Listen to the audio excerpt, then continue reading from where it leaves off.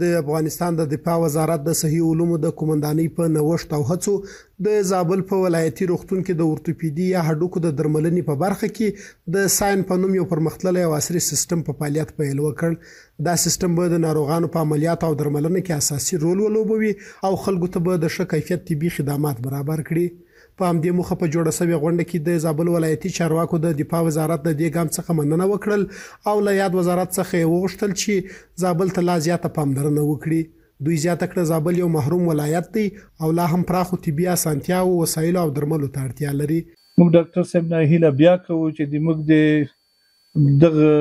روغتون لپاره د غني کولو لپاره چې څومره کوشش کولای شي ورنه هیله مو ده الله تعالی دې د عمر کې برکت واچوي. یو الله ده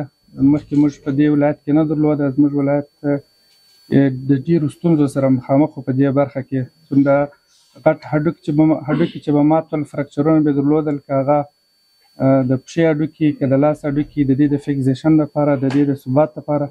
موږ دغه آلې ته ډېر ضرورت درلودی. بل ورته د دفاع وزارت د روغتیايي چارو قومندان وویل دوی ژمن دي چې د افغان ولس په ځانګړي توګه د محرومو سیمو خلکو ته د لوړ کیفیت درملنه برابر کړي تر څو اړ نه شي چې بهرنیو هیوادونو ته د تداوی لپاره سفرونه وکړي. دا هغه ولایت چې ځوانان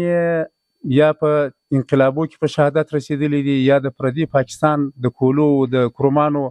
تر معدنیاتو لاندې شوي دي یا پر دغه سړک باندې هر ورځ داسې د ترافیکي پیښو موږ تاسو شاهدان یو. د ملي دفاع وزارت په حواله باندې به زه ډاډ درکوم چې ان شاء الله تعالی هم د درملو په بخش کې هم د مسلکي کدرونو په بخش کې هم که ستاسو یو ډاکټر هلته روزنې ته اړتیا ولري